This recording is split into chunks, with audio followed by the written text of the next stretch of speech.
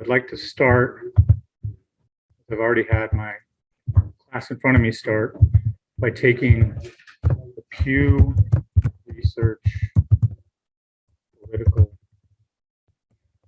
Apology. I'll grab a URL here. You can Google it right now.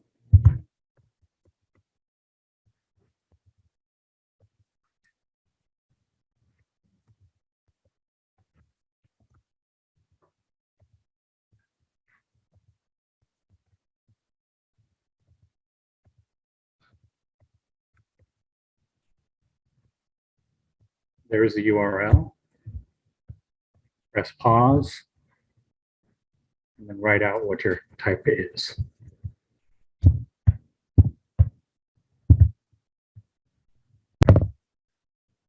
What is it called? Oh, ambivalent, right? Okay. So, what else? Stress sideliner. Where are you? Stress sideliner. Where are you, Josh? Sideliner. Hey, that's me. So that's the right answer.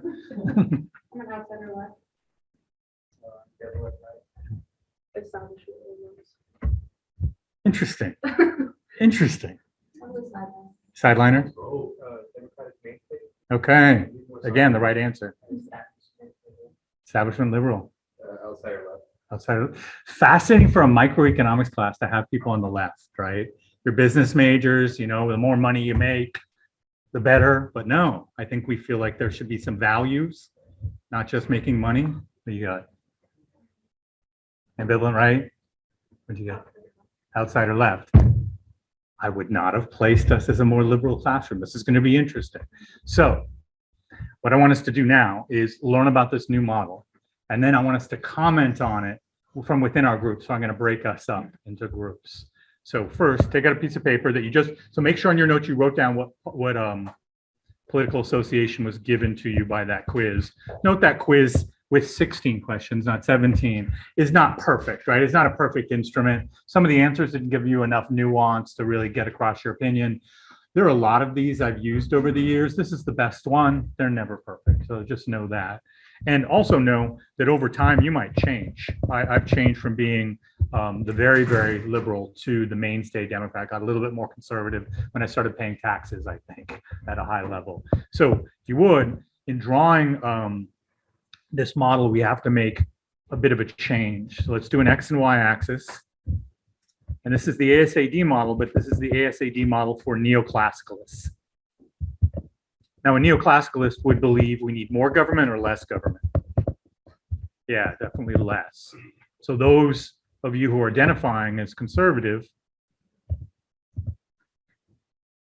you should find some solace in this model. But also what I really want to see is how liberals might react to this, because there's some interesting things in this model that get at cooperation.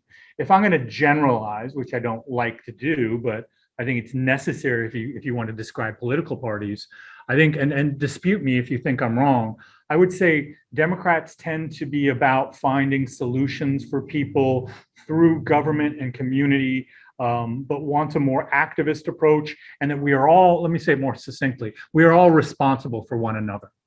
All right, that's the liberal point of view. Would you agree, liberals? Agreed a little bit?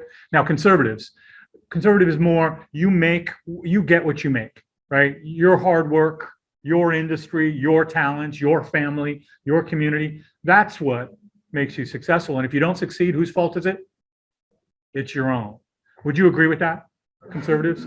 Right. So this model actually brings these ideas kind of together in an interesting way. So let's label this neoclassical.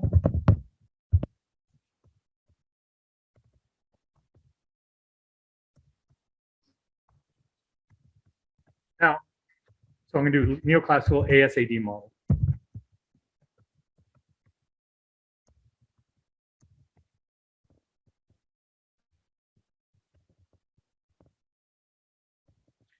And let's do price level on our y-axis, GDP real, X, but here there's a number of assumptions.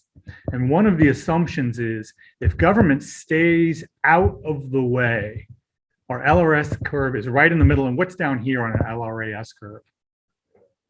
Yeah, YFE, so GDP at full employment. And so if government stays out, then we can always be here at this perfect place of full employment. But if government interferes, that only causes problems. So always in the long run, you're going to see your A, and notice this, here's your AS curve. What is it not including? What was that zone, that flat zone? The Keynesian zone that believes what? Government. Yeah, government can help at what time? During recessions, right? That's a Keynesian zone. Here, they're calling bullshit on that, but they're not right. They're wrong in that wages and prices are sticky downwards, but they're going to get around it in an interesting way where they propose that we get rid of every single social service that we offer as a society. So here's our AD. It's sloped just like our other AD for the reasons we discussed in the class previous. And so again, this is always the long run outcome. We'll always be at full employment. And notice this price looks like it's relatively high. That's just the nature of how you have to draw this graph. This doesn't necessarily mean that price levels are necessarily higher. And so with any kind of political or economic model, we have to have some assumptions because we're dealing with millions of human beings, right? And all of our social structures. So we've got to assume some things here. And some of these assumptions are a little difficult for us to swallow. And the number one would be that people act perfectly rationally. Any problems with that? Okay, but let me rephrase that. People act pretty rationally when it comes to dealing with their money. Okay, let me rephrase it again. People attempt to act more rationally when they're dealing with their money. Okay, that one fits. So here, people act perfectly rationally. We can modify that and say that people intend to and try and maybe engage in a little bit more rational action when they're dealing with their finances. Number two, people gather, sorry to giggle as I'm writing this one, people gather and process all available information.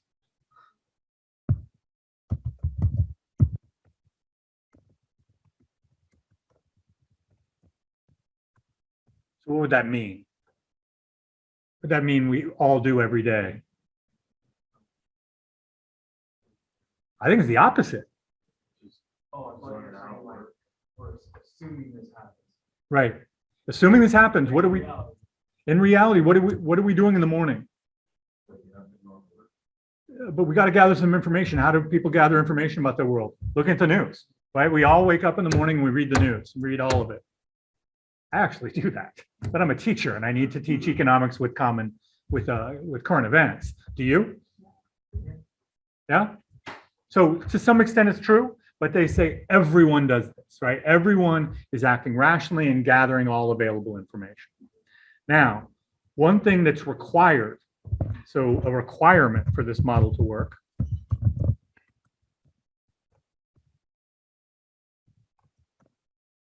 is society like ours, it's rid all income support programs.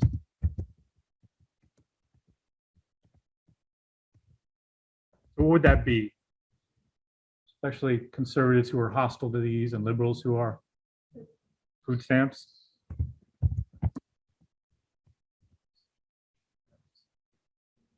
Yeah, Section 8 housing, certainly. Section 8 housing is a way of providing cheaper housing to those who are poor. What else? Yeah, unemployment, absolutely. Unemployment insurance, the program's called. What else? Disability. What else? Where else can you get money if you're down and out? I mean, conservatives usually hate this one program.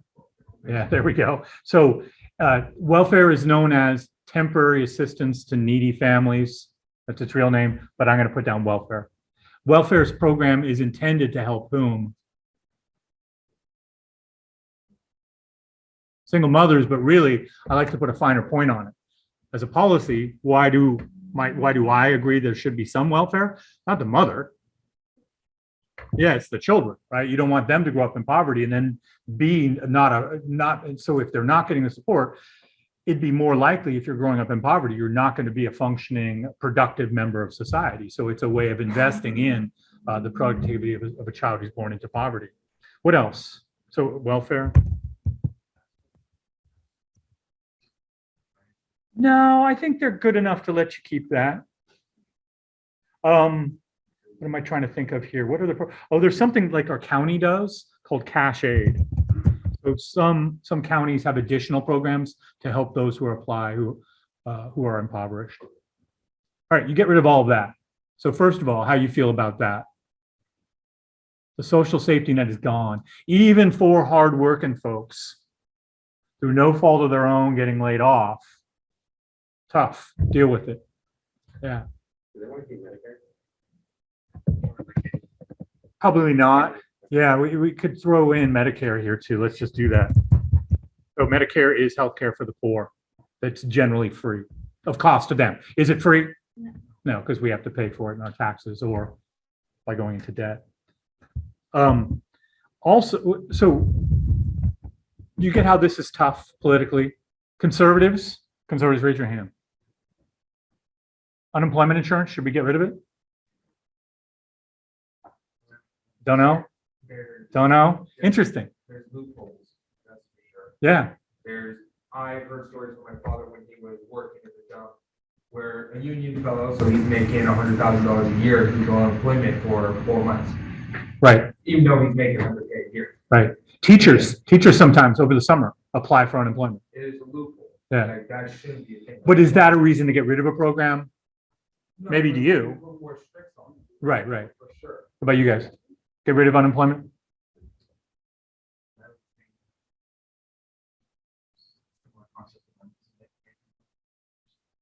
Okay. Liberals. Keep it, right? Is that what my liberals think here? Yeah? Okay. So we already got a disagreement right here. For this to work, that all has to go away. Now, one other thing that needs to go away, conservatives, how do you feel about unions? Good? Interesting. I'm making money, so. Right. Oh, so being a member of a union and a conservative makes you pro-union. In general, there's a feeling that unions demand too much compensation and work less, and therefore make it harder to do business in a state. And so in conservative-run states, there are laws that don't compel people to join unions. In California, like where I work here, we are an agency shop. And an agency shop means that either I join the union or legally, and that's $60 a month out of my pocket. Either I do that or I must pay $60 a month to a charity. So what does that force me to do?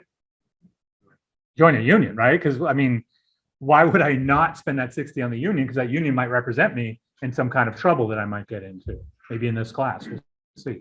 Could that also be for a conservative point of view, also being bad because my wage goes up every year no matter what. My wage goes up $2.50 every year. Even if your company is unprofitable, exactly. That would be another So reason. that's one reason. So liberals, I think liberals generally are pro-union.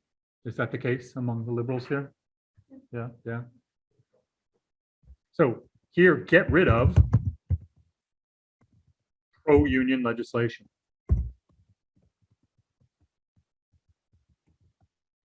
And this is on the federal and the state level.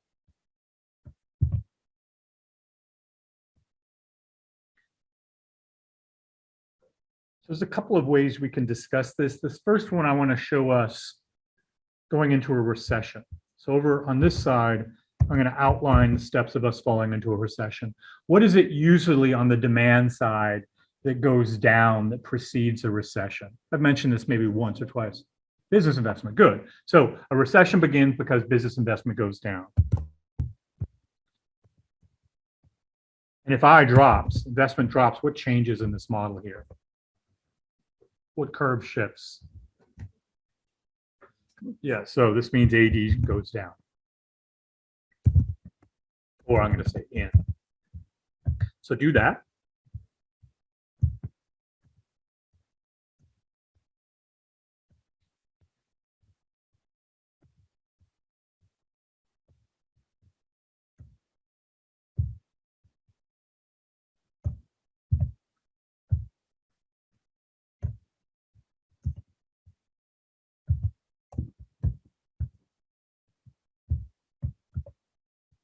By the way, the markets, the financial markets are really pricing in a recession coming soon. The markets over the last week have dipped, I think, almost 10%. So they're predicting a recession coming forward. I'm waiting to see the investment data for last quarter. It's not out yet. So it looks like we are heading there. But do you know the reason why? Beyond the war. No? China. You know why in China? The lockdowns in Shanghai, their major industrial city is on complete lockdown. And they make components for other factories, not only in their country, but around the world. And now Beijing has, their biggest capital city, has a number of cases. So what might they do to Beijing? Shut it down. And so in that case, you've got the world's second largest economy, maybe completely shutting down. And that could definitely affect us. And that's why the market, I believe, and also with the uncertainty around the war in Europe, pricing in a recession. So let's say this happens, but this happens in a different world.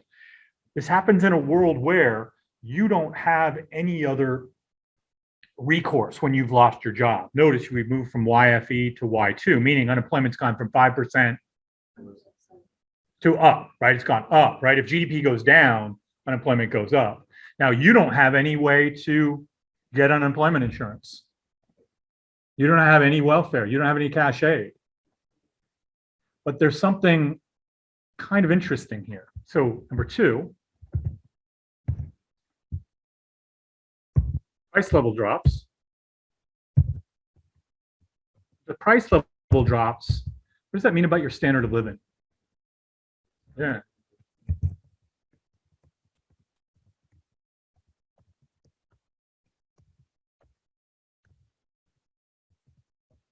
Remember, people are rational. If your company is struggling, and the price level's gone down,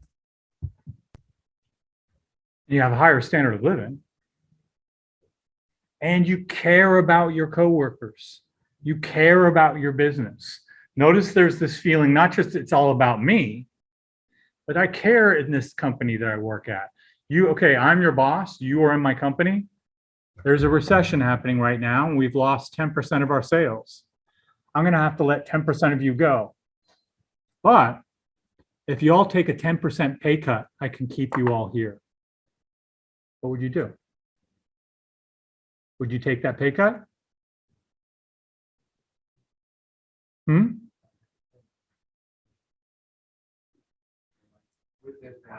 With this model, let's assume that we care about our coworkers, we care about our place of work, we care about others other than ourselves. Meaning, it seems a little liberal, right? It's not just it's all up to me. It's that there's this collective responsibility to take a little hit for the team. Now, notice why this could happen. It could happen because you don't got a union representing you giving you a 2% raise every year, right? They can cut your wages. You don't have, so let's say in this situation, it's right now, you are definitely working for me. You're making 100 grand, by the way. You're welcome. Just imagine that. You're making 100 grand. And your unemployment check, and you don't really like me. I'm not a very good boss. And I ask you to take a pay cut. And you know on unemployment, you could make, say, $66,000 in unemployment. And maybe you want to find another job. Might you just say, just fire me, right? But in this case, you don't have that. You have nothing to fall back on. Furthermore, even if you do like me, and even if you make less money, and even more so if you make less money and you get laid off, you don't take that pay cut, then you can't feed your kids or feed yourself, right? If you've fallen into abject poverty. So note there's this collectivist idea here. So what people do, number three, I'm going to say workers. Workers universally accept pay cuts. Yeah. It's like workers' comp is eliminated. Yeah, I think that falls under disability, right? Yeah, so that's eliminated too. I don't think it would have to be. Business doesn't, It, like if the person gets hurt working. right. I don't know if that would really affect this model, right? That's not going to keep me from taking a pay cut. That's just helping me out when I get injured on the job. So I think that could stay. But certainly if I'm a neoclassicalist, I'm very, very wary of any kind of government program. And I would think maybe from their perspective, hey, you get hurt at work, you needed to have been saving. And so it's on you. Yeah. Would this also make companies discreet with too much cuts on paychecks? For example, we're working for you, you decide, oh, you're gonna cut our wages down 25%. Wouldn't that keep you not wanting to do that because other companies still have a higher wage to hire us? Yeah, so I am acting rationally, right? In that the pay cuts that I'm going to make you take, so I don't have to lay some of you off, are going to be enough that you don't go somewhere else and that I can keep the best of you. Yeah. Kind of like a safety lever on both sides. Yeah, good point. Yeah. Would it also accept the pay cuts also affect the price of elections? So everyone across the economy accepts a pay cut. What happens? No, which curve and why? Which curve is going to shift if every company's cost for their employees goes down? AS goes due to which determinant? Price of inputs. So let's write this. Workers universally accept pay cuts. Therefore, all companies' input costs drop, meaning AS will shift out.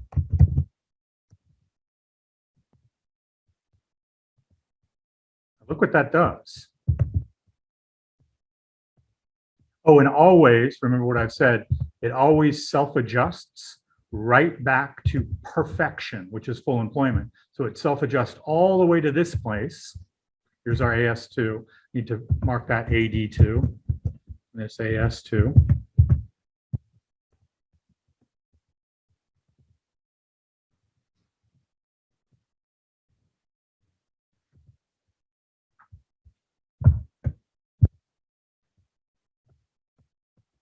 So hear this out.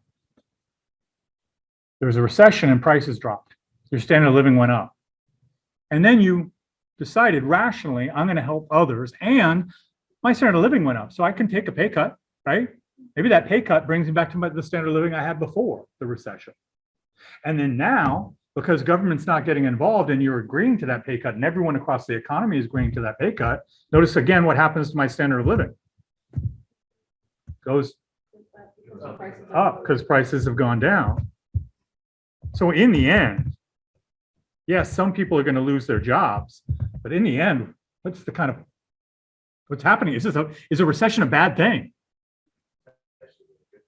Yeah, in the long run, it actually brings us back to full employment. Everyone gets their jobs back, and overall, our standard of living has gone up. Now, would this take place? Why not? Right, in the perfect world where we have these assumptions, right? Well, wait a minute, hold on. It wouldn't right now. You're saying it wouldn't right now because you know people would not accept a pay cut because they know they can go on unemployment, right? But if all of that is gone, can you see how this could work? Now, are we going to vote for a government that gets rid of all help for everybody? I don't even think conservatives. Most conservatives would say get rid of everything, right? There's too many people now on food stamps, unemployment and housing market itself in California is so high. If we get rid of that, we're already shooting ourselves in the foot. Right. I think societally, it would really create a lot more chaos, a lot more homelessness, a lot more drug use, a lot more alcoholism. But I really think this model is fascinating. That you don't need government intervention, you don't need a Federal Reserve, you don't need to lower taxes, raise government spending. You keep government really small and things just work out over time. Now, might wealth concentrate just to a few owners and everyone else is just having to live on these wages that are changing up and down all the time? Yeah, we're kind of at the mercy of those who are ruling industry. Yeah. Over the long run, wouldn't this kind of lower whatever country this happens in global economic power? How so? Well, I guess just in case of GDP, like not anything else, but just like your overall GDP. According to this model, you're coming right back to full employment. Yeah, Ah. as economies like continue to grow, you're stuck. Okay, but this is a conservative philosophy. So what we're going to do is we're going to get rid of all of these government aid programs, and instead we're going to get our hands off of business as well. We're going to lessen regulations. We might even eliminate business taxes. All right, so let's say we eliminate business taxes and lower all kinds of regulations. Then which curve is going to shift?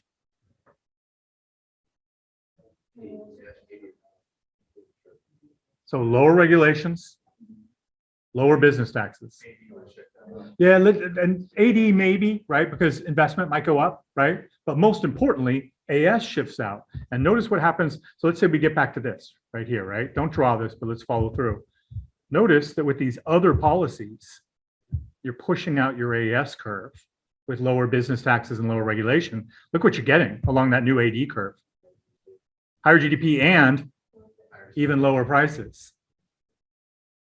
Now, for me as a mainstay Democrat, I don't like this idea because I think there needs to be, I think businesses need to pay some taxes, and I think there needs to be reasonable environmental regulations. You decide what you think there, but from their point of view, that would work really beautifully. Okay, let me show you another example and let's have a debate. So start all over with this graph right here, starting it in initial equilibrium. Still neoclassical. So just AS and AD right there at full employment.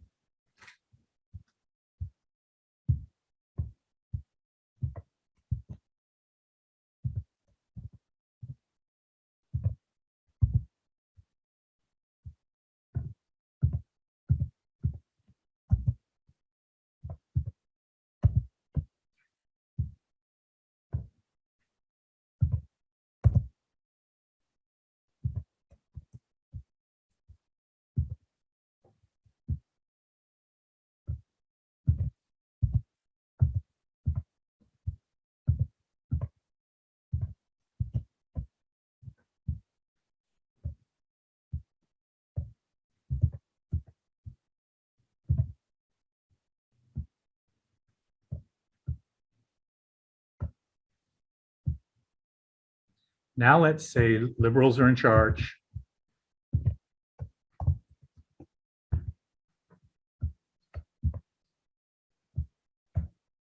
Here's what I'm going to say. Do you remember Hillary Clinton? Yeah, we do? Okay, so liberty, that's a weird Freudian slip. Hillary, not liberty.